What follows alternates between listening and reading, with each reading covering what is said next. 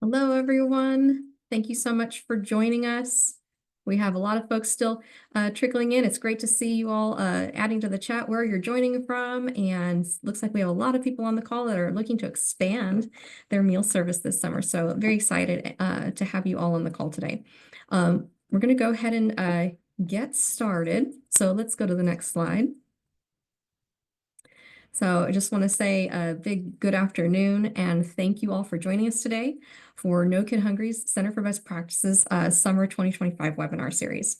My name is Robin Hernandez, and I am the Senior Program Manager on the Center for Best Practices team at No Kid Hungry.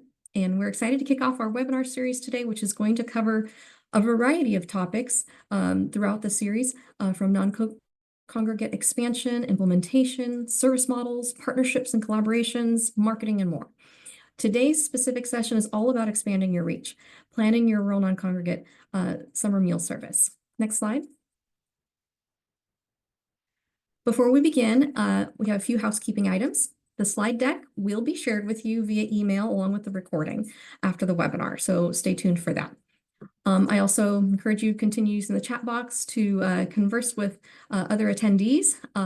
We also are going to have a Q&A session after the panelists have spoken today. So if you do have questions, I encourage you to please use the Q&A box at the bottom of the screen. If you put questions for the panelists in the chat, I will do my best to pull them out, but they can get lost. So best to put them in the Q&A box if you can. We are also committed to making our webinars accessible and inclusive. Closed captioning is available, which you can also turn on at the bottom of your Zoom screen. So now going over the agenda, next slide, please. Thank you. Today, I'm going to share with you who is on our panel of speakers. You're going to hear about some important non-congregate flexibility and program regulations. Then we will share with you some great online tools that you can use for planning and site selection of your summer meal programs. We're going to hear from two superstar sponsors who are going to share the details of their non-congregate programs and the methods they used to grow those programs last year. Then we're going to have some Q&A and finally some upcoming events and resources that you don't want to miss. So next slide. I'm very excited to have an amazing lineup of experts and sponsors who are going to be sharing their expertise with us today. We're joined by Carolyn Vega, the Associate Director of Policy Analysis with our Center for Best Practices team. Also Regis Whaley, our Senior Program Manager, also from Center for Best Practices. We have John Barber, Interim CEO of Jamestown YMCA, and Diane Payne, Director of School Nutrition, Troup County Schools. Next slide. Before we kick off, I want to share that No Kid Hungry conducted surveys in late 2024 that gathered responses from agencies in 33 states and sponsors in 45 states. When it came to the expansion of rural non-congregate meal service, here's what we found. Next slide, please. More than 90% of states surveyed reported increases in non-congregate sponsors, sites, and meals in 2024. 26 state agencies shared preliminary estimates that they served 30 million non-congregate meals in 2024. Next slide. Sponsors and state agencies reported that rural non-congregate increased access to summer meals. Specifically, 79% of state agencies reported rural non-congregate expanded reach to children that did not previously have congregate meal sites. And moreover, sponsors indicated that outside of the pandemic, they reached more kids through summer meals in 2024 than ever before. So these findings just reflect how big of an impact is being made across the country when it comes to non-congregate meal service. And we are hopeful to see an even bigger impact in 2025. Next slide. So with that, we're going to kick it off first with Carolyn Vega. Carolyn leads the development of state and federal policy priorities, provides analysis of policy opportunities, and supports the overall work of the federal and state advocacy and government relations teams at Share Our Strength. Today, she's going to be sharing an overview of need-to-know policies and regulations for serving rural non-congregate meals in 2025. Take it away, Carolyn. Great. Thank you, Robin. So great to be here today with all of you. It looked like from the chat that many of you are expanding and not starting, so I'll try to keep this as a brief overview, but for those of you who may be newer to this program, hopefully this is a helpful starting point. So next slide. Just to provide some reassurance in this political moment that we're in, non-congregate was permanently authorized by Congress back in December of 2022. So that is not something that USDA or states could just decide not to do because it is a permanently authorized nationwide option. However, it is administered at the federal level by USDA, and they have set an interim final rule with regulations for non-congregate. USDA can issue Q&As or guidance or memos and other things like that that clarify or elaborate on the rules set out in the interim final rule, but they cannot change it unless they go through the process of issuing a final rule, which has not happened yet. And then non-congregate is administered in each state by the Summer Food Service Program or Seamless Summer Option state agency.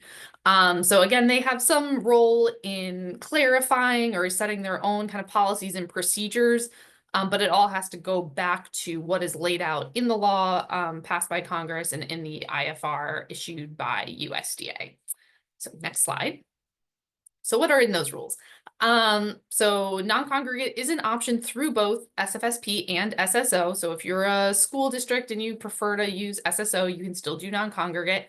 So it's an option in both.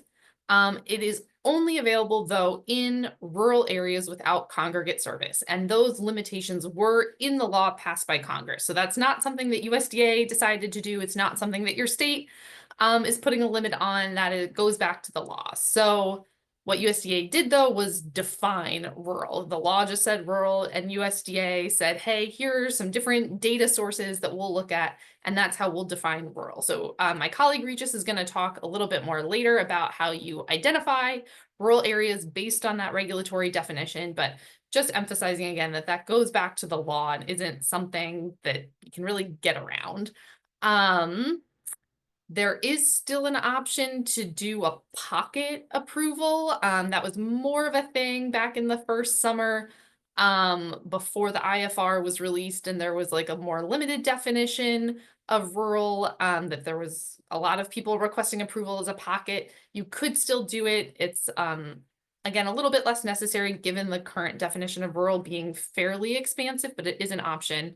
But I will note that USDA has been pretty clear that you can't request approval as a pocket for reasons other than being rural. So we know there are a lot of communities that would really benefit from non-congregate service that maybe aren't rural because of things like safety concerns or weather or things like that. And that's not a reason to submit a pocket request.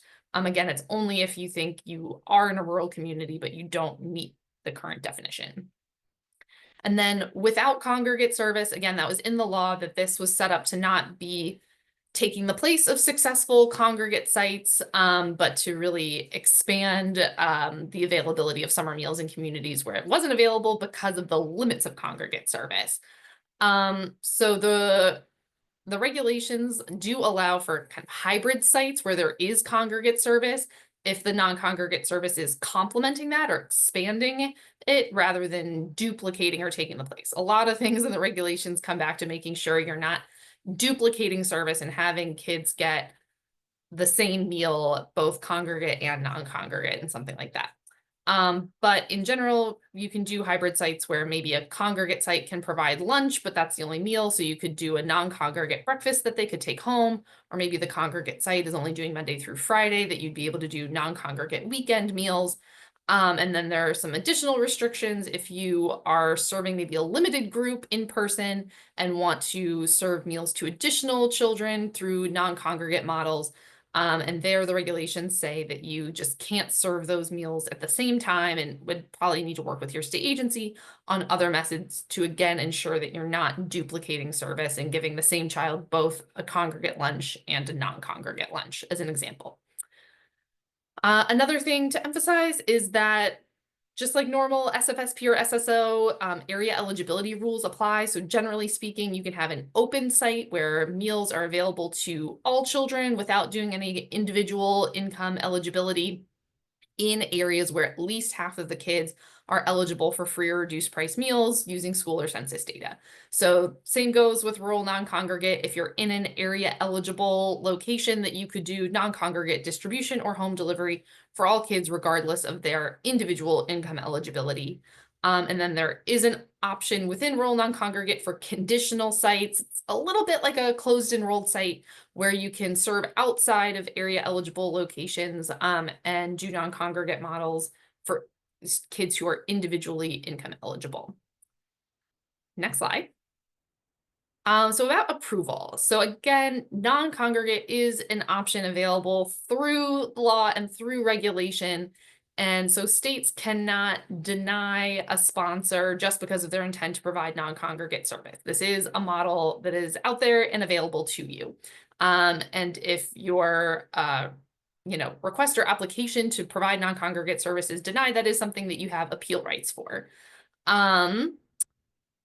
One thing to note, though, is that if you're a sponsor with existing sites and they are switching from congregate to non-congregate, or if maybe you want to do a hybrid model and you're adding non-congregate for the first time, those are considered new sites, which is important when you're thinking about what you'll need to do for pre-approval visits or first week site visits and the like, that even if you've had a very successful congregate site, if you're going to switch models or add non-congregate, then you do need to think about approaching those as new sites. Next slide. All right, some flexibilities. These are laid out in the IFR, and they are generally available to all operators that states may only limit on a case-by-case basis based on a determination of the sponsor or site's capacity. And so these include parent or guardian meal pickup without a child present, and distribution of multiple meals at one time, or bulk meal item distribution. So the difference between multiple and bulk, we're looking at unitized meals. So that means everything for a single meal packaged together, carton of milk, fruit, vegetable, grain, meat alternate, that you can do for up to 10 days at a time. So that could be the breakfast and lunch, or lunch and a snack for 10 days at a time. So 20 meals altogether.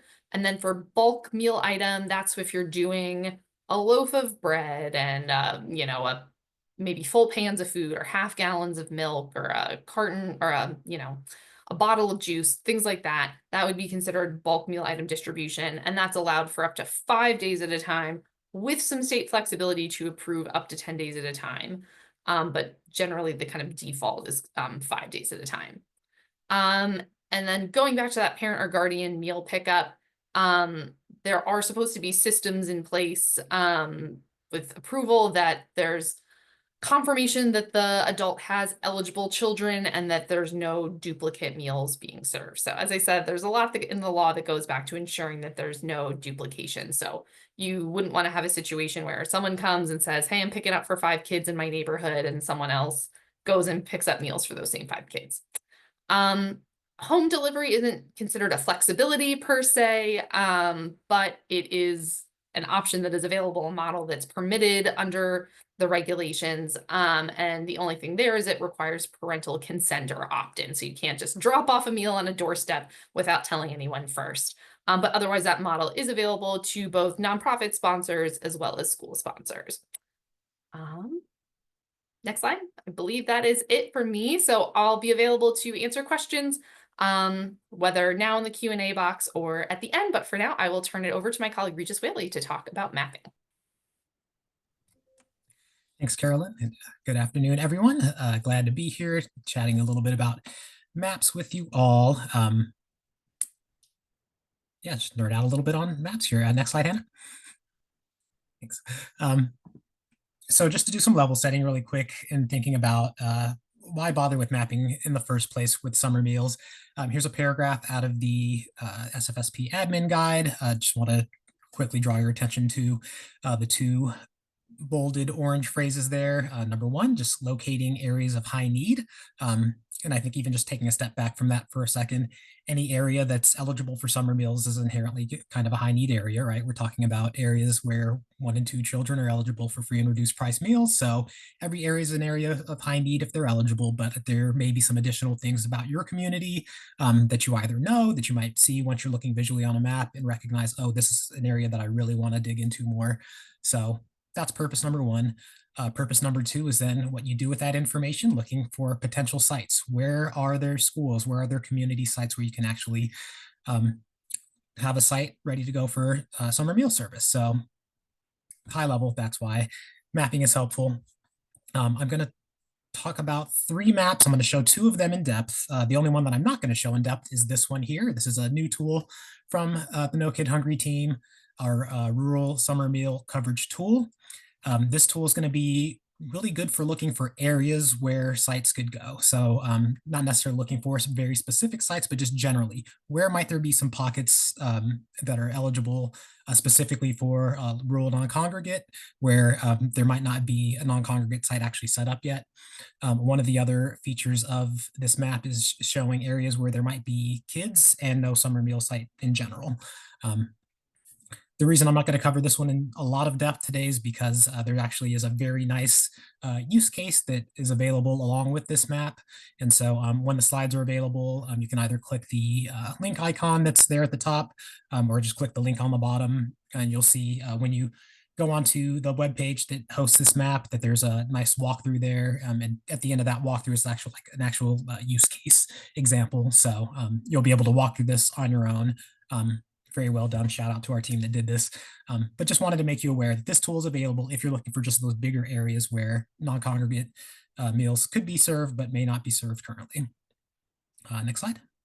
Oh, and there it is in the chat. Thanks, Robin. Okay, so I will go through 2 of these in a little bit more depth. The one I'm going to spend the most time on is actually this one here, the USDA Capacity Builder Map. And this is from USDA, who also then, of course, put out the SFSP admin guide. So this map overlays very well with the purposes that we talked about for mapping earlier. So the capacity builder map is going to do 2 things for you. Number one, it's going to show layers of information. If you haven't done any mapping or used any of these online mapping tools, I'm going to walk you through what layers means and what that looks like visually. And then number 2, once you have that information about where sites could potentially go, the capacity builder map also has within it the ability to show you some potential site locations. So by way of example, I'm going to share my screen now and we'll jump into a live example of how you might go about using this tool.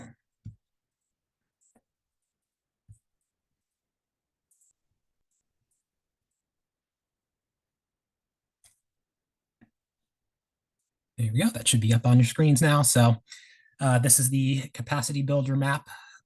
When you come into it, it's going to be blank. There's going to be nothing on there. You will be able to turn layers on and off yourself. So this is just an example of walking into it fresh.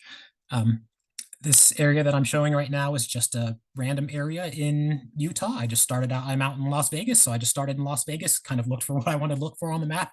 And this area in Utah happened to have it. So I'm showing it for that reason only. So the first thing I'll do is just show you what it looks like to turn layers on and off. Specifically, I've scrolled down here. So first of all, this is the list of all the layers on here. There's a lot of layers of information on here. Feel free to explore them on your own. I do want to show you just a couple of the ones that I think will be helpful from just a demonstration perspective today. So first one I'm going to turn on is this rural designation layer, since we're talking about rural non-congregate sites and we got to know where rural areas are. Sorry, I'm going to play with this just a little bit. The Zoom tool is covering up the checkbox I need. So I'm going to click that checkbox, turn on the layer. And so you can see now that visually this map has changed. You can see here it says areas in green are rural. You can see down here in the legend, I'm just going to click this little arrow here. So you can see how that legend shows up and goes away. So all the areas in green are rural. So as you can see, just as Carolyn mentioned earlier, like pretty broad definition of what rural is. So as we're looking for rural sites that might be eligible for rural non-congregate meals, we'll turn that layer on. We're also going to turn on the eligibility layer for SFSP. So when there's 2 colored layers that show up, the colors just basically overlay on top of each other. So I'm going to turn this on. You're going to see that the colors change somewhat dramatically here. So now I've got like this very kind of dark green, which is actually just like the green plus a gray overlay, and then this brighter green, which is just 2 greens overlaying each other. For the purposes of looking at rural non-congregate eligibility, you want to look for these bright green layers here. So now that I've got these 2 turned on, I can see the areas where rural non-congregate meals could be served.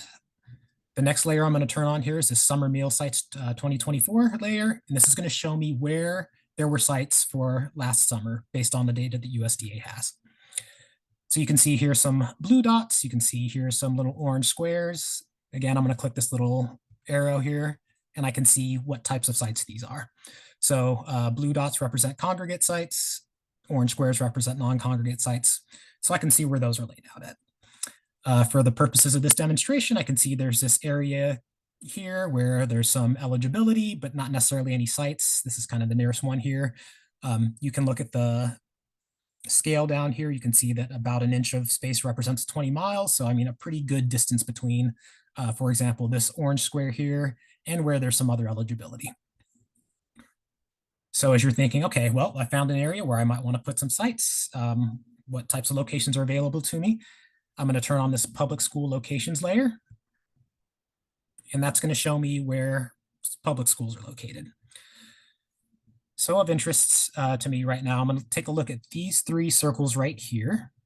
And I'm going to zoom in a little bit.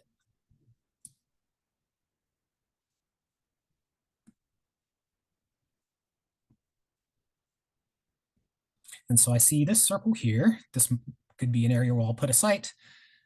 So this is Goshen School in Utah. And when I click on this circle where the school is, I also see up here on the little pop-up this 1 of 2. That means there's 2 little information boxes that are available here. This is the first one. I can click this right arrow and see the second one. This first one's showing me the information about Goshen School. The second one is showing me the area where Goshen School sits at, saying that this area is eligible for SFSP in 2025. We also know from turning on the rural layer that this also is in a rural area because of that bright green. So this might be a site where I could look at doing rural non-congregate work. So in addition to this site, I also do see a couple of dots over here. I'm going to zoom in just a little bit more and take a look at this one. So this circle I can see is actually just outside of the green eligibility area. This is Timtic High. I'm going to click the right arrow. Again, there's like the green area. It's actually just kind of, is just beyond where Timtic High is. So I know I've got at least one site here, Goshen School, where I can put a site. But I want to show you one other thing with this idea of averaged eligibility that's going to be important for finding sites that are here that are kind of in between other areas that are eligible. So Hannah, if you can go back to slides, please.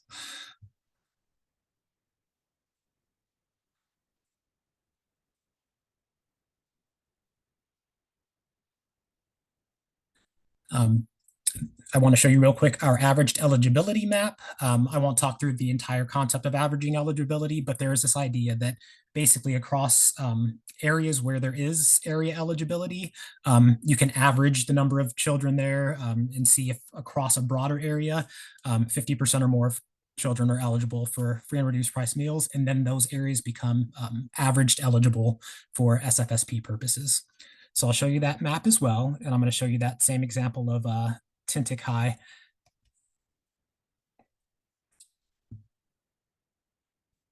And there it is in the chat. Thanks, Robin.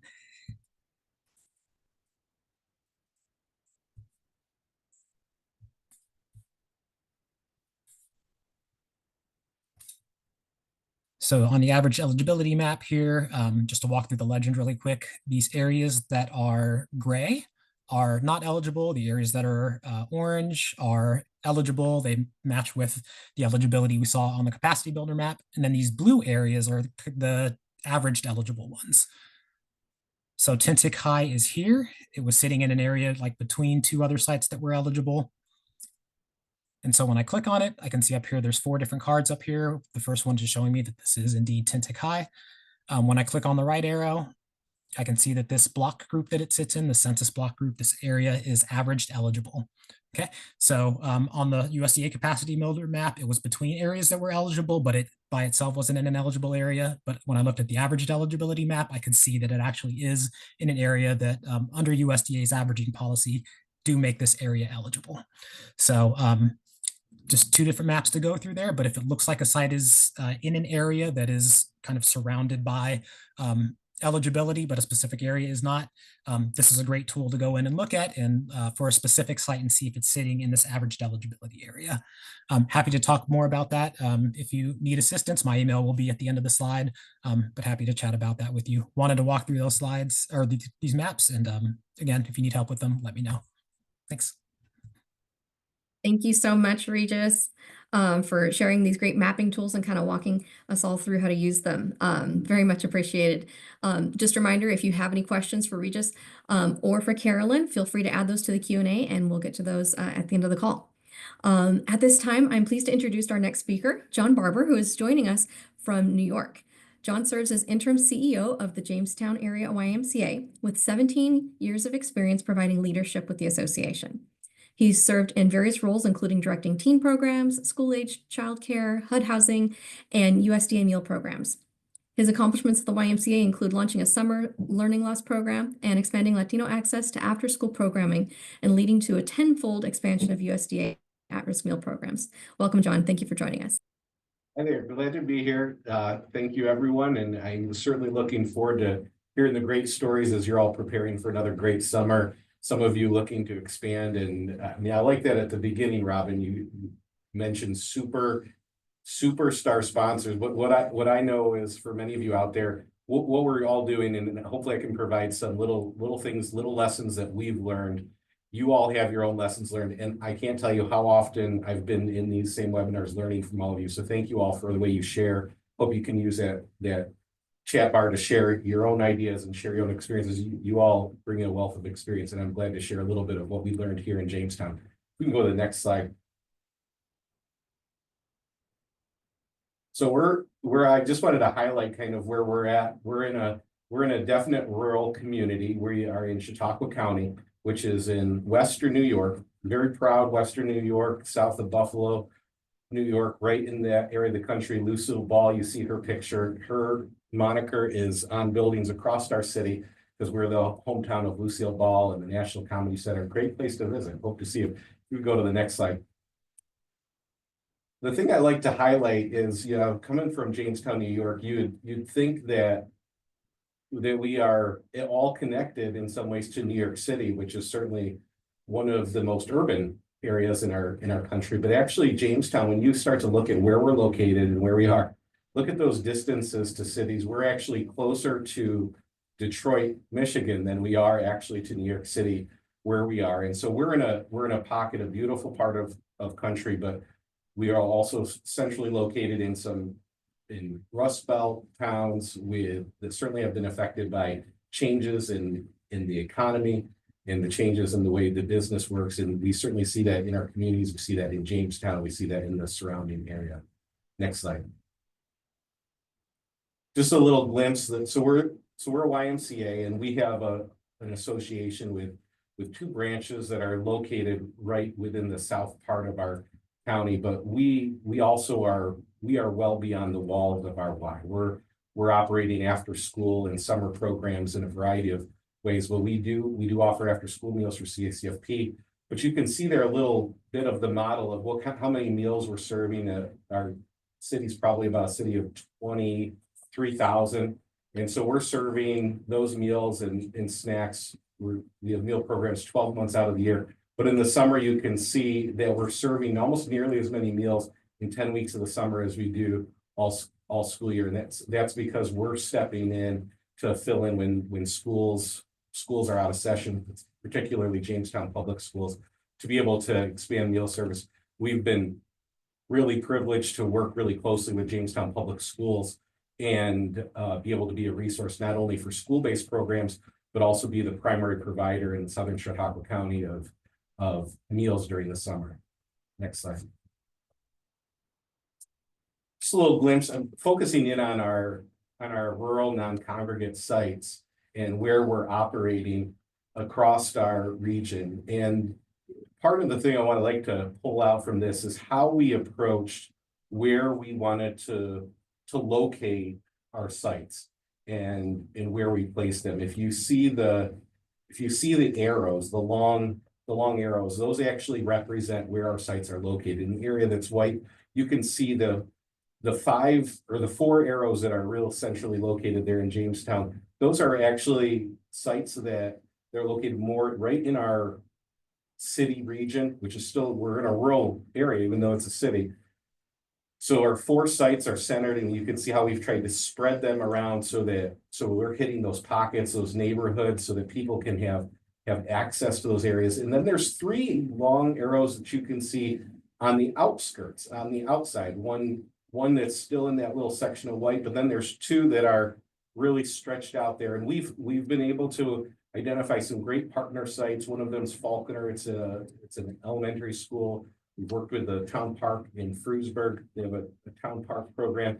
And then in Busti, we're at the Hazeltine Library, working with a library partner there at those locations. But we've tried to position ourselves so that in the communities and in terms of travel distance, we've placed ourselves in places where as many people as possible can start to access our programs. And part of that's about building those strategic partners. You can see that for us has been a key. You can see we're partnering with Faulkner Elementary School is a definite example. When we set up our meal sites, not only do we pick a location near an elementary school, we also targeted that school because they offer a summer learning program. And so for a few weeks, maybe 5 weeks out of the year, 3 days a week, they're hosting an elementary summer learning program. We timed our meal service so that we're serving meals when that program is dismissing, so that all the kids that are in that summer learning program have access to meals.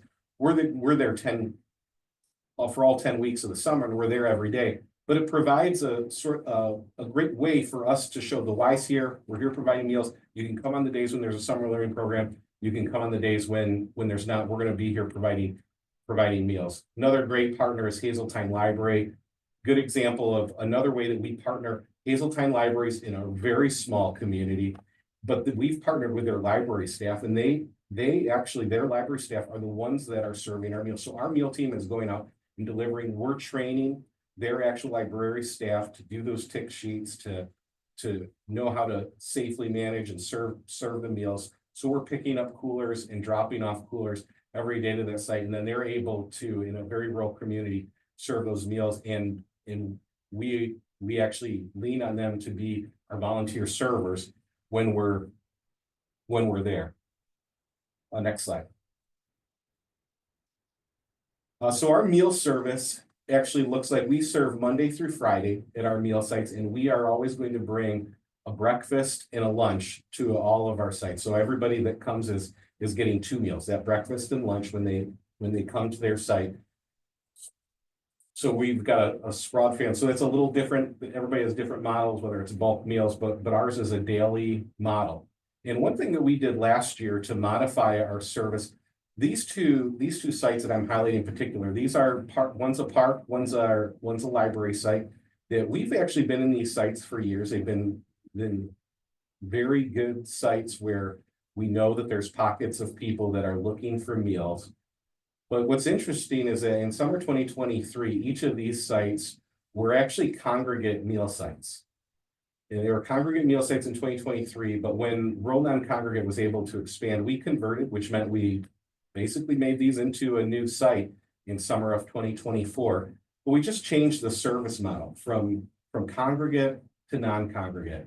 And the numbers that you see changing at these sites definitely speaks to the kind of expansion you can see just by changing a service model at a site where people are in need. You can see those numbers almost quadrupling at Lillian-Dixon Park, even more so at Prendergast Library. All of these sites became more flexible because they are better able to meet the program needs of the families and avoid the highly temperamental weather of Western New York, so the families can grab those meals for their household, for their just children in their household. And also we were able to double meals because we were restricted to, we could only get there once a day. So we could only serve lunch, but now we're able to serve breakfast and lunch, getting even more meals, more healthy nutrition to those families. Next slide. Just a few lessons that we learned just to highlight from this. One thing that we're looking to try to improve is that POS, or point of service technology. We really think that's important for us to be able to track information, track meal counts, and we're looking at refining that so that our our frontline staff are able to work with that technology. We're using wireless technology and tablets to be able to track some of that meal service. We're also looking for new creative ways for us to be able to increase our engagement in meal sites. I'm applying for supplemental funding that's allowing us to send a program that we stole the name from Buffalo Niagara Y, and I think there's other Ys, but what Ys do is we steal from each other. We're adopting the name of Y on the Fly, but what that really is bringing a taste of the Y to some of these sites to create some fun, some excitement, some engagement, and some extra resources to the folks attending these sites in order for us to be able to create some consistency and some excitement around these open sites. Definitely building bridges with partners. We're partnering with libraries, other community-based organizations, and we're working together to solve logistic barriers. Our public schools are a great partner in communicating about what we're doing, where we're doing it, and how we're doing it. It was critical. And for us, one other thing I just really wanted to share was just, we did move to something totally new, which was to collect a basic intake form for our families. It was we called it a registration. It wasn't something that we required that to be completed before we would serve a meal, but it was something that we had families do. It allowed us to better track who we were serving, what their family looked like. It's helping us to make sure we're serving with fidelity to the program. I was nervous about us doing it because we always served just, if you come and you're in the community, we want to serve you.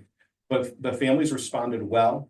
We didn't have any issues with it. And we were able then to also collect information that allowed us to track who we were serving, but also communicate with those families better when we had a change in service. And so even our lines of being able to promote, speak with families in our audience and have the expectations of who would come and who was using certain sites was amplified. And it was not something that I found to be a barrier to families feeling like they could access our programs. But thank you, appreciate the opportunity to share with all of you. You can go to the next slide. I think there's just some pictures and some quotes of our program. Glad to be here. Glad to answer any questions that you have about our program. Thank you so much, John. That was wonderful. Your program's a really great example of how a sponsor can expand their reach just simply by changing the program model. So with that, let's go to the next slide, please. The next one. Okay. Next, we're going to turn it over to Diane Payne. Served as the Director of School Nutrition at Troup County School System in LaGrange, Georgia for the last 10 years. She earned her bachelor's from Alaska Pacific University and her master's degree in management and leadership from Western Governors University. During her time with Troup County Schools, she's worked to increase access to healthy meals for students, starting the first summer meal program operated by Troup County Schools. So today, Diane's going to share about how they expanded their reach by adding a route to their mobile meals program. Take it away, Diane.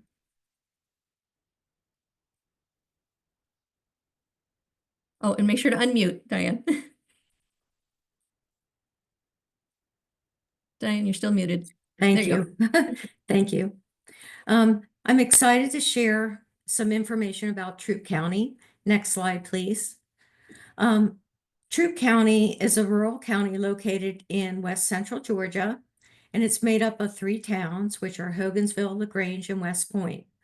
We have a population of about 70,000 people, and it's classified as 100% rural. All schools in Troup County are 100% CEP, and we have no public transportation. Next slide. So because we have no public transportation, we decided to do mobile distribution. We thought if they can't easily come to get the food where we want to serve, then we'll bring the food to them. So to do this, we used a refrigerated truck, and we did not use any school sites for our non-congregate meal distribution. We chose to serve 7 breakfast and 7 lunch meals per child, and we served 3 different cities using 3 routes in 3 towns, and we used 2 days to do it. Next slide, please. On Monday, we went to 2 different cities, and we had 5 stops in each of those cities. And then on Wednesday, we went to 2 cities, and we had 3 stops in those cities.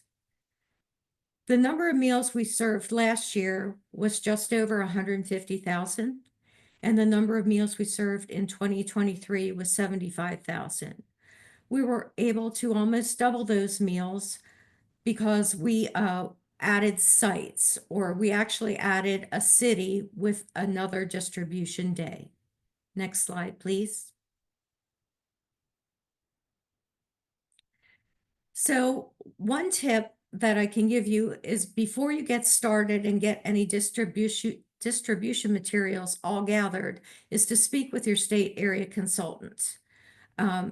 You want to speak with them, make sure everything is as it should be, and then we had to get our mobile route approved and drafted and put into the state distribution, or I'm sorry, the state website. And once we had that underway, then we gathered our distribution materials. We were also required to distribute menus so the families would know what components went to create one meal. We kept temperature logs at each site, and we took temperatures at all those sites, and we kept the logs on file. Next slide, please. In order to know the number of meals that you need at each site, we created a master distribution list.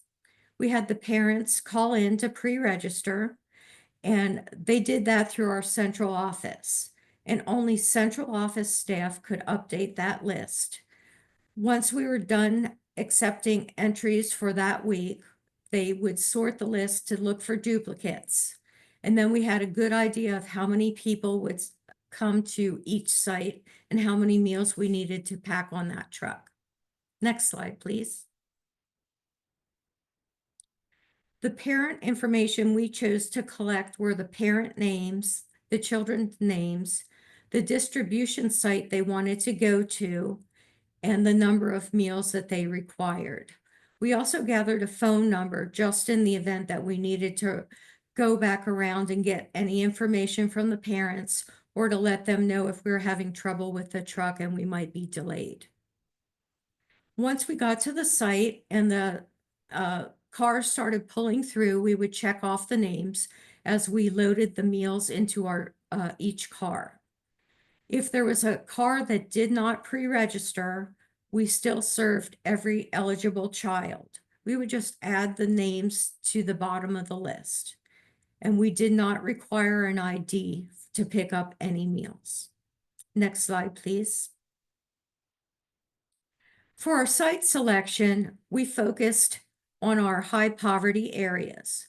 Once we located those areas, we focused on apartment complexes, also churches and public libraries.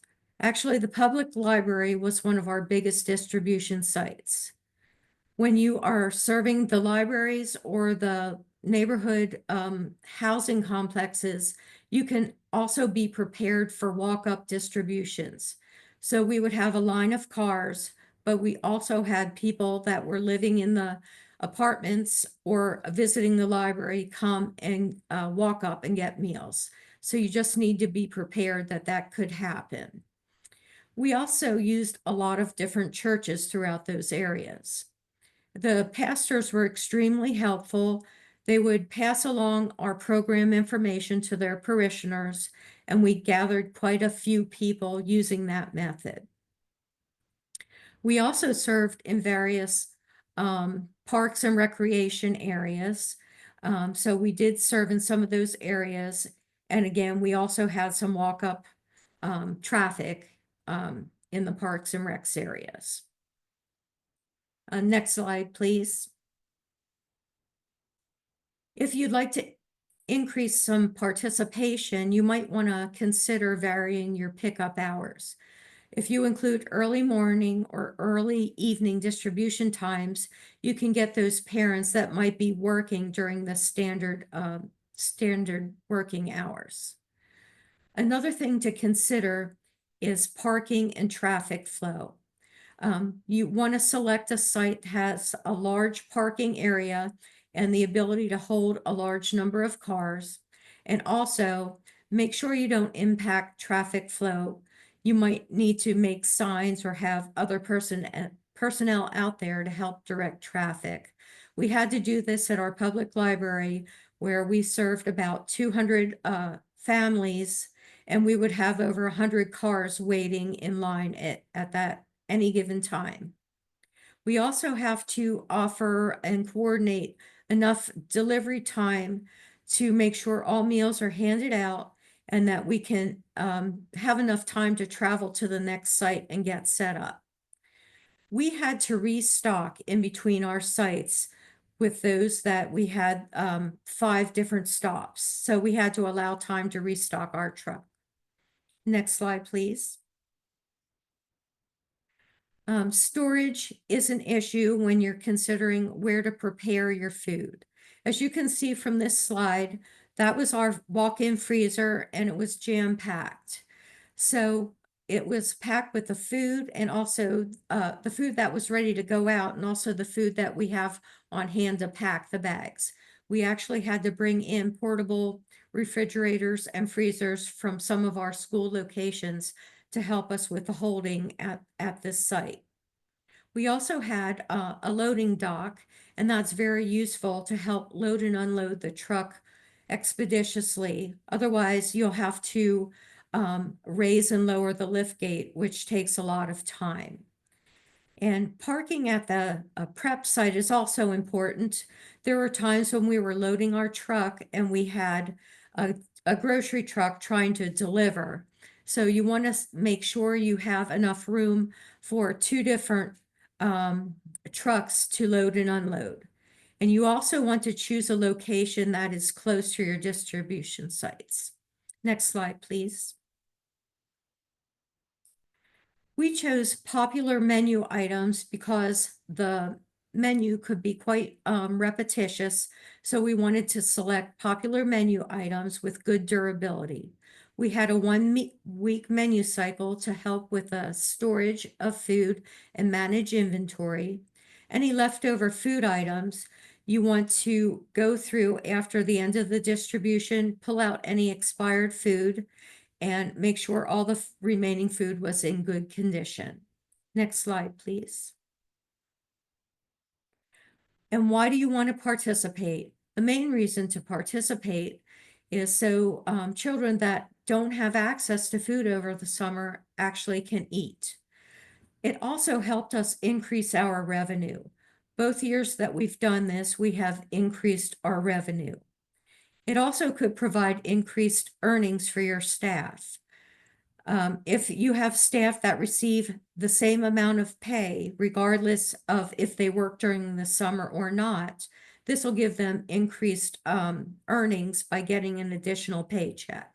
For those that don't get paid if they don't work, then this would allow them to continue their earnings over the summer.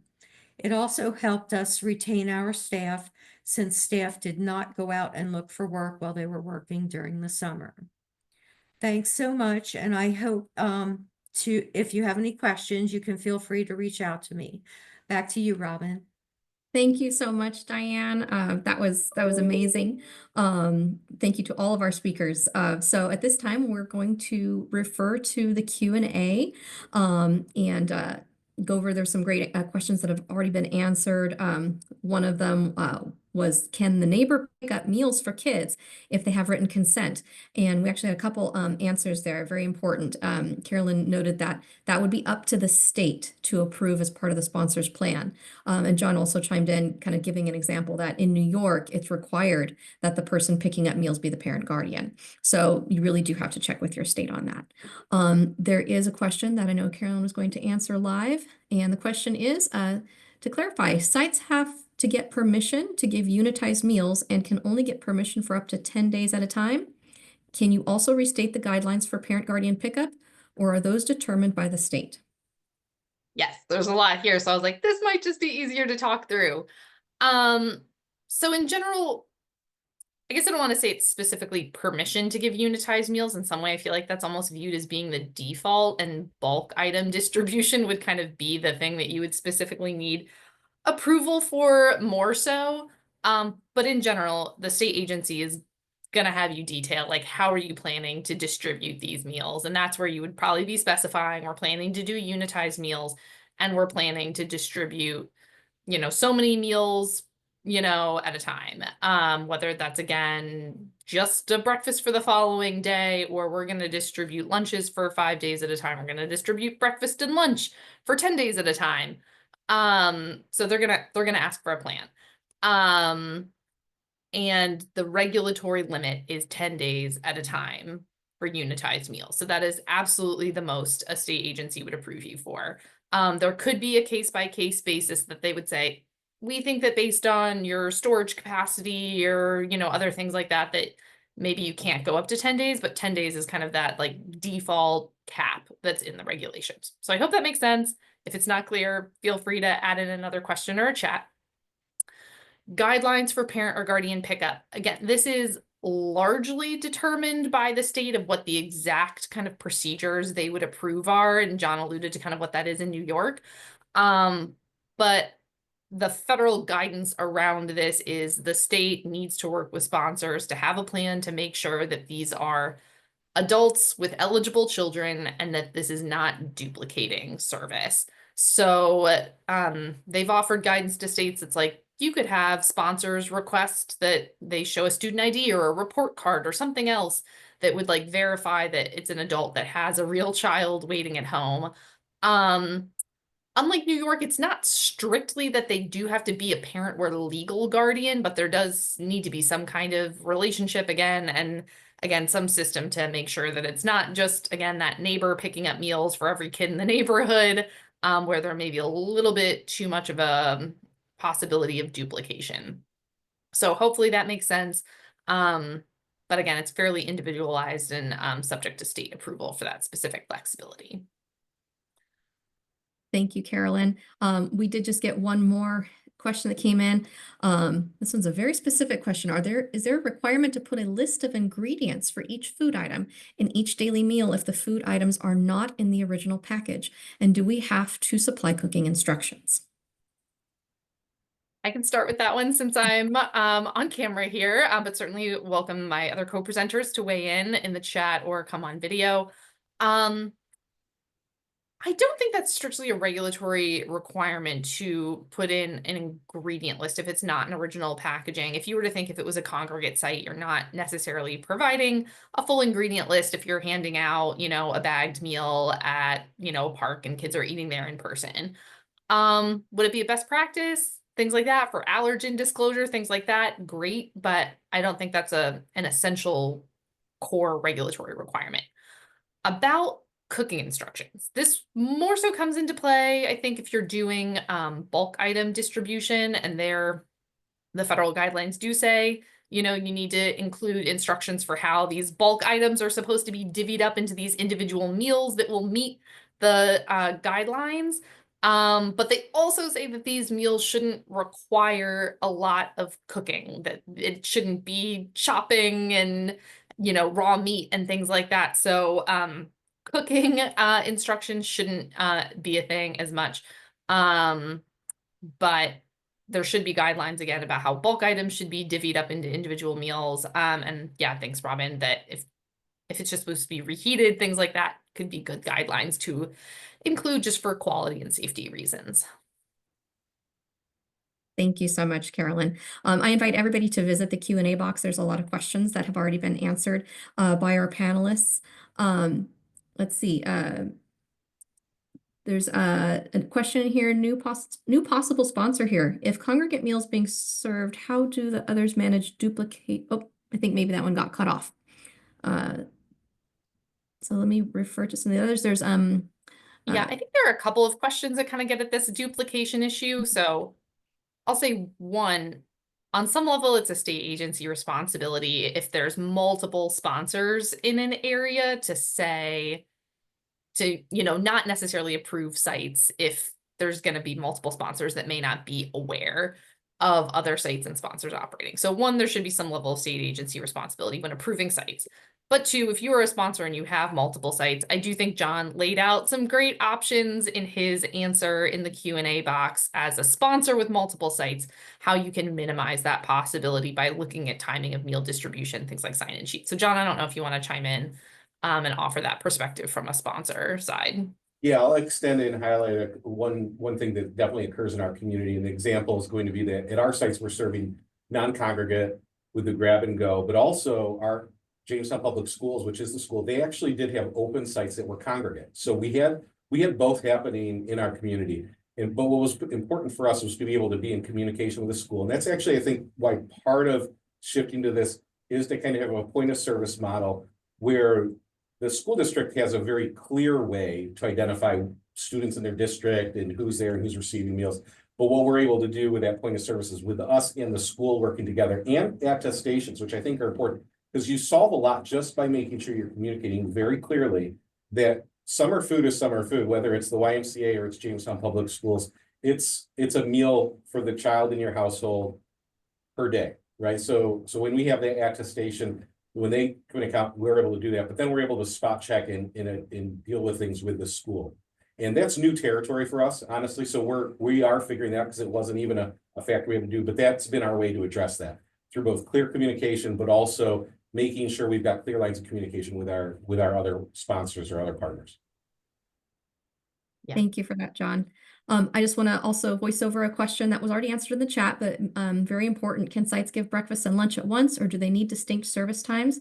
Both John and Carolyn answered. John answered that each child receives lunch for that day and breakfast the following morning. And Carolyn added that yes, with non-congregate, breakfast and lunch can be distributed at the same time. So very, very important. And then there was a question about how do you conduct POS meal counts using technology? What online program did you use? And looks like John noted that they used a Google form with QR codes, but that there are many, many different methods. Real quick, Diane, I don't know if you want to either come off mute or answer in the chat.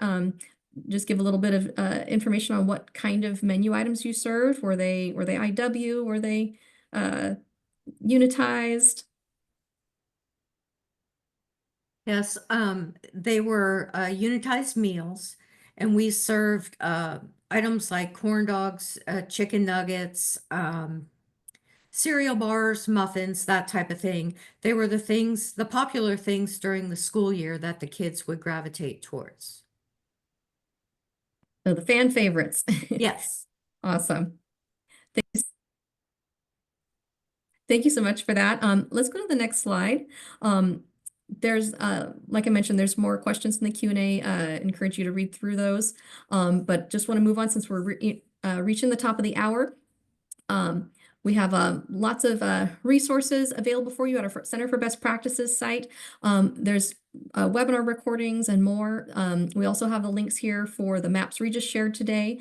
And all of these links are going to be shared along with the slide deck and recording that will be sent out after today's webinar. Next slide. Also, if you guys are not subscribed to our Summertime Snacks newsletter, please do so. There's a QR code you can use to subscribe, or visit bestpractices.nokidhungry.org/subscribe. This is where you can receive quick links to resources, webinars, and more to help you get ready for summer meals this year. Next slide. There will be a brief survey, just like a few questions at the end of this webinar. I can't tell you how much we appreciate it when you fill this out. It helps us make our webinars better and better for you. Next slide. And I also want to encourage you, please join us next week, same time, same channel. We're going to be talking about reaching rural families with grab and go ideas for transforming summer meal programs. It'll be March 13th, 3 p.m. Eastern. Next slide. Thank you so much for spending this hour with us, and a huge thank you to all of our wonderful panelists who joined us today. We hope you enjoyed this webinar and look forward to seeing you next time. Have a great afternoon, everyone.